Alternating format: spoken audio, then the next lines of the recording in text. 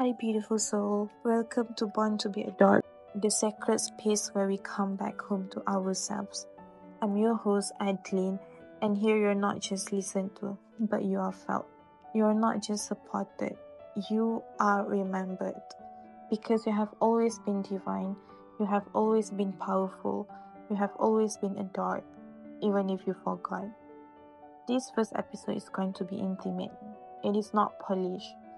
This is the truth, my truth, the story of a little girl who never felt safe, a teenager who carried silence like a secret, a woman who lost everything she thought she was, and finally, the queen who rose in her divine power.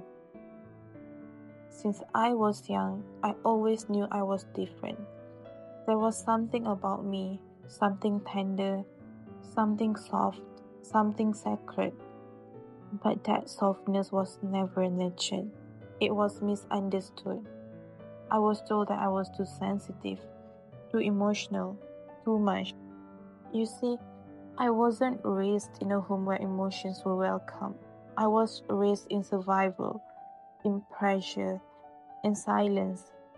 I didn't feel emotionally safe. And when a child doesn't feel safe, she shapes, she builds walls, and she performs. I learned early on that being myself was not safe, so I wore masks.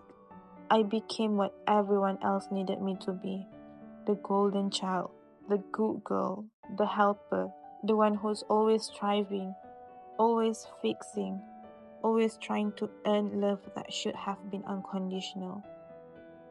But beneath that performance, I was actually drowning. I was overwhelmed by feelings I didn't have the language for. I was deeply, chronically sad. Not moody, not emotional, but I was in pain. There were days I didn't want to be here. I have many thoughts that whispered, maybe life would be easier without you. And I carried those thoughts alone because I believed no one would understand me, because I didn't even understand myself. So I buried it. I focused on achievements, grades, degrees, becoming a doctor, because I thought maybe if I just became successful enough, everything would make sense. But pain doesn't disappear, it just finds a new place to hide. In late 2023, when I was in medical school, it finally had a name. I was diagnosed with major depressive disorder. Then the diagnosis was revised to borderline personality traits with differential diagnosis of ADHD. Eventually, it became ADHD officially. These labels didn't just describe me. For a while, they consumed me. They made me feel like maybe I really was too much, too sensitive, too intense, too unpredictable. They made me think that maybe I was broken. But when I look back, I see that those patterns were always there, even as a child. I was the one who felt things more than anyone else, the one who loved too fast, trusted too hard, hurt too deeply. I was always trying to make people love me, always chasing peace in chaos, always battling thoughts I couldn't escape from. I wasn't being dramatic. I wasn't crazy. I was just hurting. And in a strange way, getting the diagnosis gave me a language for that pain. It gave me clarity. It gave me permission to stop blaming myself. I realized I wasn't lazy. I wasn't unstable. I wasn't weak. I was actually living with deep emotional wounds. I was surviving, and I was doing the best I could with what I had at that time.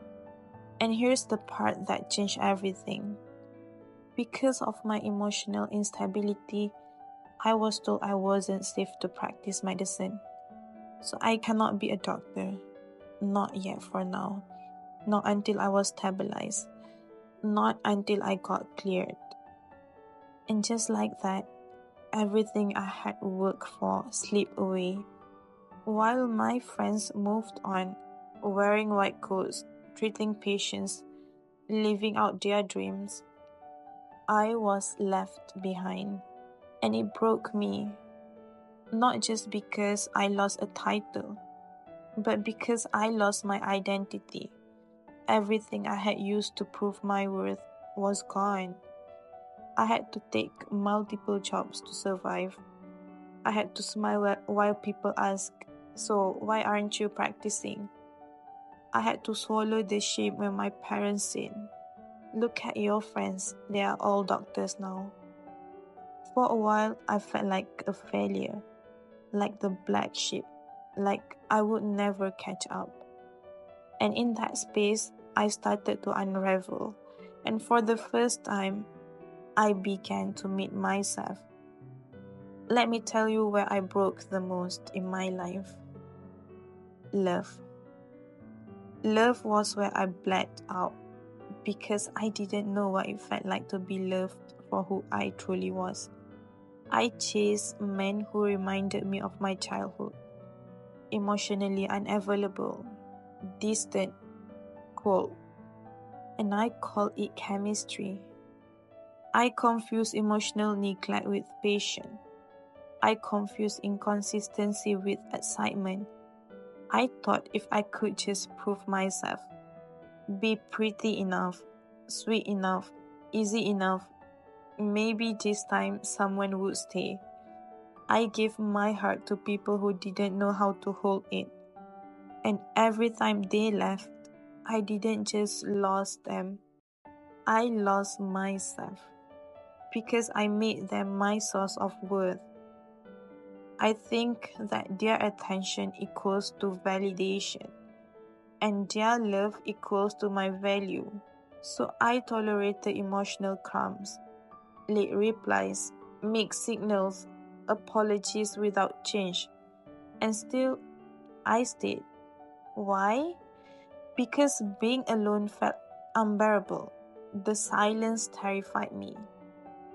Because in the silence, I had to face my unworthiness. I tiptoed around their moods. I shrank myself to feel lovable. I hid my emotions to avoid being too much. I pretended to be cool when I was breaking inside. That wasn't love. That was a little girl still trying to be chosen, still trying to prove she was worthy of staying.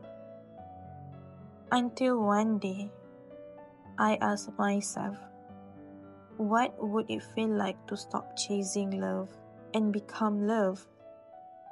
What would happen if I stopped begging to be chosen and chose myself instead? It didn't happen overnight.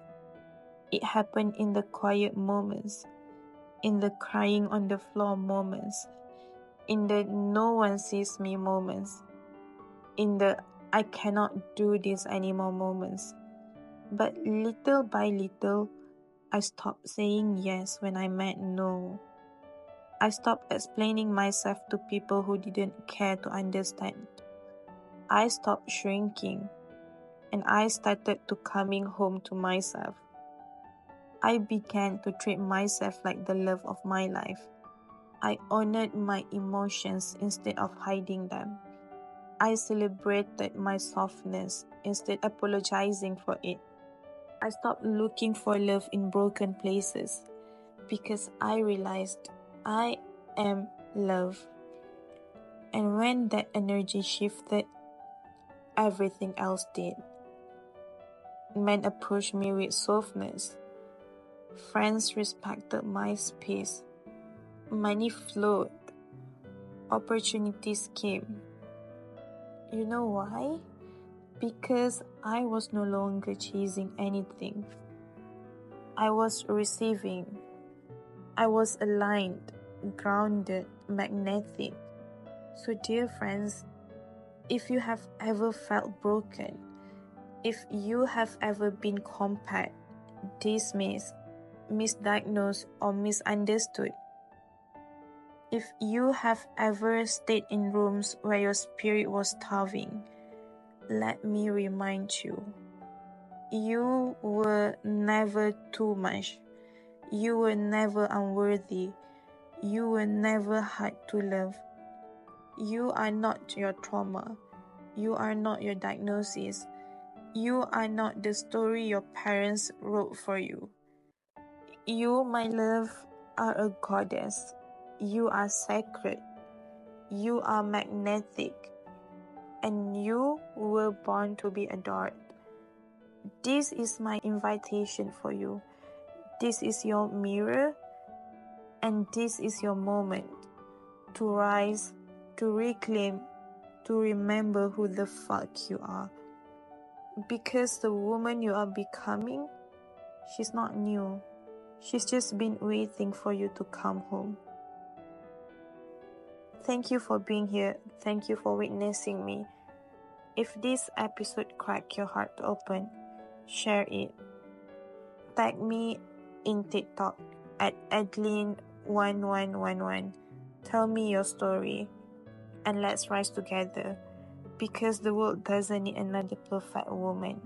It needs you, the real you, the radiant you, the deeply adored you. Until next time, remember, you were never here to beg. You were here to become. And you were born to be adored.